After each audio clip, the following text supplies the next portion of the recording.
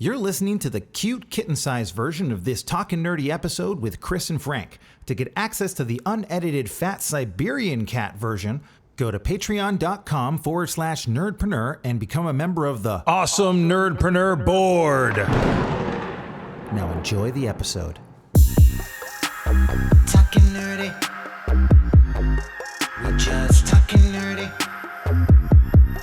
With all this We don't even know what we're going to call this one, Frank. That's okay. Intro pro nerd. Oh, that's pretty good. Instead of introvert, could be intro nerd. Intro nerd. That's a great word. That's great. I don't know. I'm too much of an intro nerd to put that out to the public. Oh, nice. Honestly. I like the idea of reaction. So in this is our reaction episode to our interview with Ryan at Zephyr Games. So, you know, overall, this episode that we just listened to was pretty fun. This is our first episode ever that we actually recorded. So that's kind of an interesting behind the scenes understanding this, is that we didn't really know what the frig we were doing for the whole time. We just made it up and it's like, will this work? We don't know. And Ryan is a friend of yours who we asked on, right? Yeah, and the idea was pretty much that we're going to talk to him and see, like, how can we interview Ryan to help anyone else that is getting into the indie board game designing world. Yeah, and is he still your friend after that podcast interview? Oh, absolutely. We still good. play D&D together. We still crack jokes. I thought he was a really interesting guest. It was a little annoying. There was a little bit of sound stuff going on with like hitting, little things like that. That stuff's all worked out for later episodes. I will just say that's not how it is all the time. But man, you learn these things the first time you do them, right? Like, we didn't know that was going to be a huge issue. No. And also, I don't know about you, but like, I feel there was very low energy through the whole episode from at least me.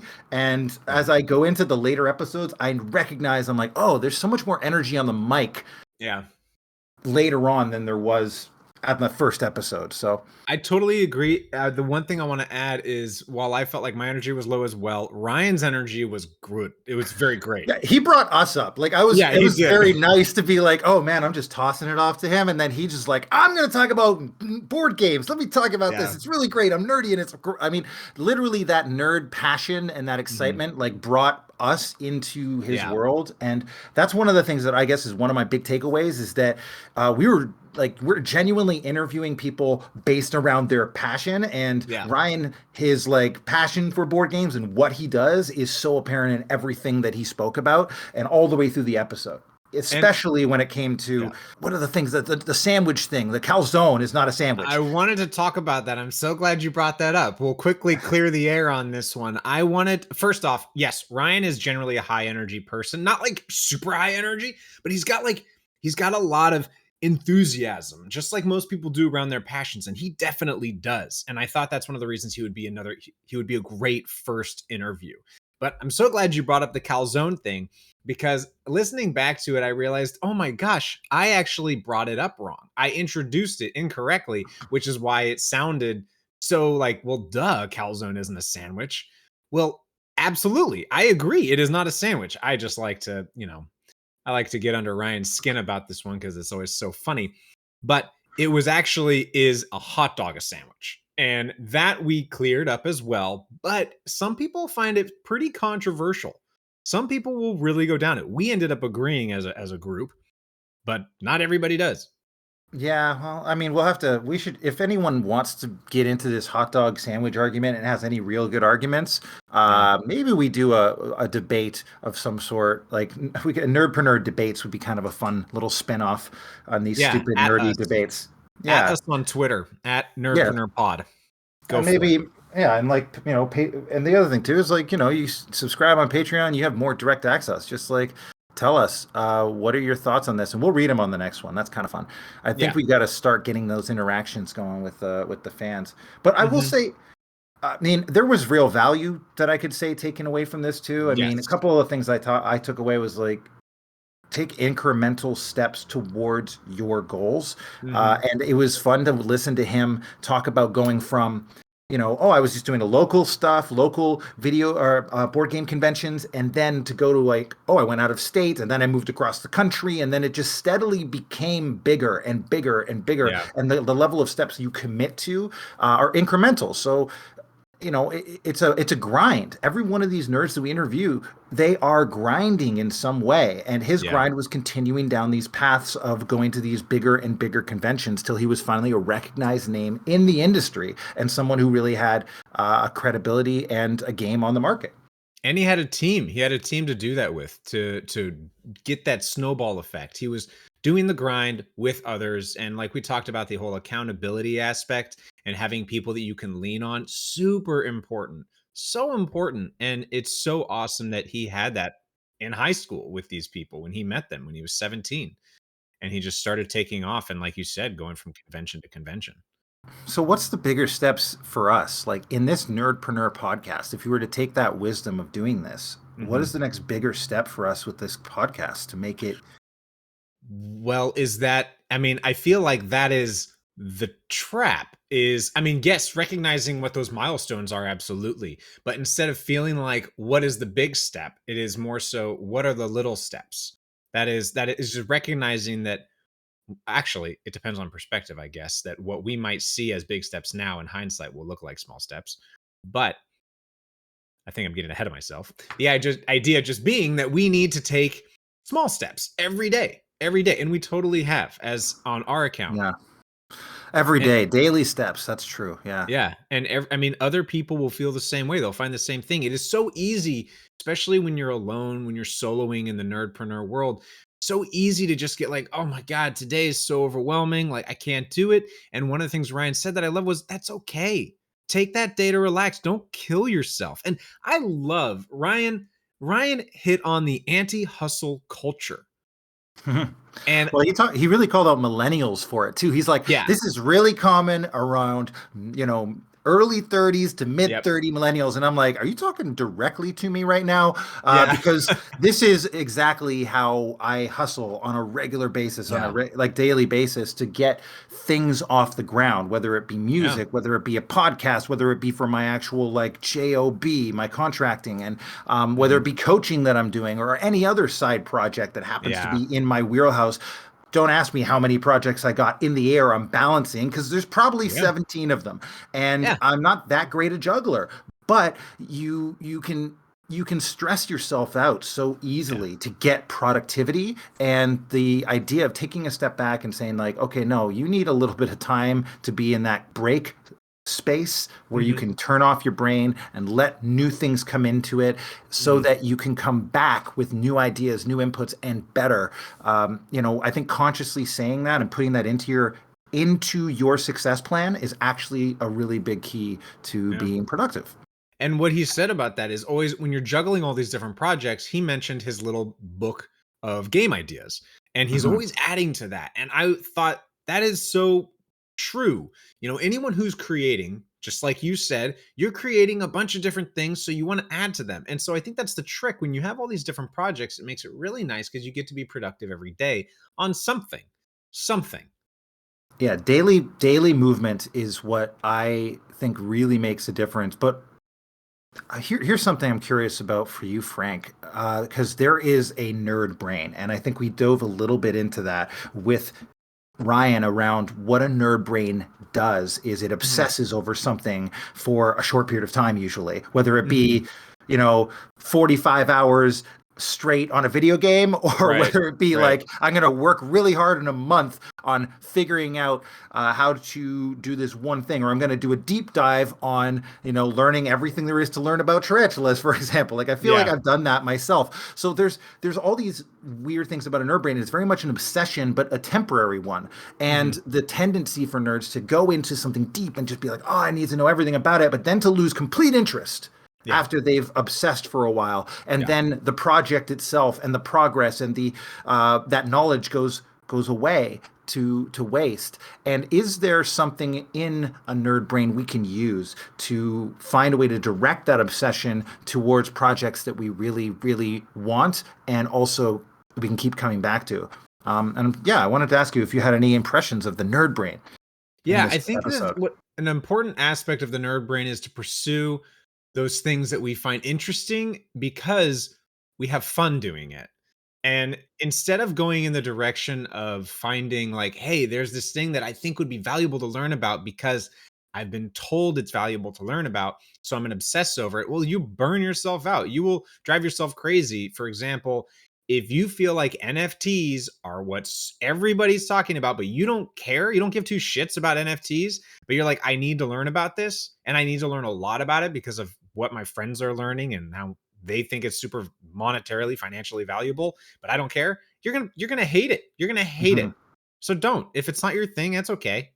That's okay. Well, and it's also like NFTs are just, it's a good example because everyone starts to get on this like rise of, oh my gosh, NFTs, I got to get into it. But like the reason they're looking to get into it is because they hear the sizzle. And the sizzle is, I've got that cash coming in. I'm 20 years old and I'm already a millionaire. Or I bought this for 50,000. Now I'm selling it for 2 million. And it's like, ooh, maybe I could do that. Maybe I could have that money sizzle. Is such a trap. And it's like, are you doing the NFT thing? Or are you jumping into this thing because you want to be rich, or because you don't like where you're at financially, or you have this obsession around being above in society? Is there something like that driving you, or are you doing it because you genuinely love the art? Like the only time I actually put any effort into NFTs at all was literally a week ago when one of my favorite rappers of all time, Mercules, from Vancouver, from Surrey, technically, in the BC area, dropped his first NFT. And I was like, oh, that's really cool. I would be really interested. And it's a song, right? Combined with a visual. And it's also on like Snoop Dogg's label, which I think, is that Def Jam? Yeah, Def Jam. Anyway. I don't know. He just bought a new, I know he just bought a new label, and it was a big deal. And so Death Row, I think it might be Death Row, not Def Jam. He was already part of Def Jam. The point is that he, like him with Snoop Dogg and all this other stuff that is going into the NFT space, I'm like, okay, I'm going to go look into this. And I spent about 20 minutes trying to figure out how to buy a freaking Ethereum on one of these stupid apps, and not one of them would work with me. It would just like every one of these apps is more complicated than I wanted. Those apps are very complex. I have gotten into it for Bitcoin because I see the long-term game of Bitcoin, but we don't need to go down that rabbit hole. The point being I wanted to relate to you on is those apps are a pain in the ass, and it took me 2 months to get all the security sorted out for my account. It takes a long time. But I really wanted to touch back on the whole point of this, like that fast money that you were talking about. It's such a tricky thing. And I think nerdpreneurs need to be careful of it, because we will obsess on it. But why are you obsessing on it? Are you obsessing because it's so interesting to learn about it? Or are you obsessing on it because you feel like you need to hustle, get that money so you can have that Lamborghini, that Rolls Royce? Like, does that really matter to you? And it's fine if it does. Like, just figure out what the really valuable things are for you. That for me was a huge help to combat my social script of hustling. Yeah, well, and I think that there's something kind of silly to just continually chasing the next bigger thing. It's like, okay, well, I just bought myself my first car. So now I have the car. I'm going to need to like upgrade the next time. I want to get a Tesla now. Okay. So now I got a Tesla. Let me get to that point where I can have a Lamborghini. Yeah. Like that's what I really want. And it's like, you're really just chasing this weird marketing thing that has been brought to you from a company saying like, we're worth this much. And it feels wrong to just continually hustle to get to, oh, I need to buy this new thing. I need to get this new thing. Like, do these things because of the person you want to become, and also because of the thing that you're doing. You enjoy the process of it. One of the reasons we're podcasting, I think, at least on my end, Frank, is because I really like podcasting. And I really enjoy just talking to people about the ideas that we are hustling over, like the stuff that we're going into. And I see all around me, at least through my Instagram and through other people, that there is so many people just making money, doing what they love doing, and trying to channel a hustle that really makes them happy. And that is so unparalleled. Like, you go back to the 60s, the 70s, 100 years ago, nobody's doing that. Nobody's ever done that before. We're in unparalleled, unique times where people get a chance to do that. And I want to expose and show that you don't have to be the number one person on Instagram, with 30 million followers. You don't have to be one of the Jenners to be successful doing the thing you love doing. And I want to make clear, we're talking about hustle culture is a trap, but it's not hustling is bad. It's just you find the thing that you want to hustle on that's great. And maybe you actually really, really love hustle culture. That's cool. There's you figure out what drives you. That's great. And having that understanding of, for me, I've recognized that I just love learning. I love doing new things because I love to learn. And so I want to read. I want to absorb information. I want to try new things. That what we were talking about earlier with the nerd brain, where we like to focus in on something. I like to learn shit. And so having that hustle aspect to whatever you're doing is great, but just make sure that the hustle culture is where you take away from the things that are, providing balance in your life, giving yourself time to relax, spending time with loved ones, going on a relaxational walk or vacation, making sure that you spend the time to find balance. Playing D&D with a bunch of yahoos. Just literally, that's, I think, important to do. If you I love the fact that no matter how serious I start taking Dungeons and Dragons, I only need to play one game with my friends, and then they undermine all of that and make me realize that, wow, hold on, all this plot, all this seriousness around crafting the perfect adventure and the perfect interplay of NPCs with the players and getting them excited about leveling up and getting new skills and it's all going to be epic. And then they 2 or 3 shots into this game, we are people are doing totally unexpected shit that we would never have guessed. And I'm having to rewrite everything anyways. And I'm just responding and reacting to the players so that, you don't take it so seriously. And I think we want to be in that place in life where we have those friends and those people around us to check us, because how easy is it for us to start taking what we're doing very seriously? We're talking to serious entrepreneurs, and and it's really important for us to treat this as serious, and everybody's doing it. But the whole fact is, we're trying to do this for fun. We're trying to be happy. We're trying to show that these people are enjoying it, and it started as a passion, and now they're finding a way to turn it into business. You just finished the Bruce Banner-sized version of Nerdpreneur's Talkin' Nerdy with Chris and Frank. If you want to hear the Hulk-sized version of this episode, something a little bigger, more colorful, and uncut, become a member of our awesome Nerdpreneur board.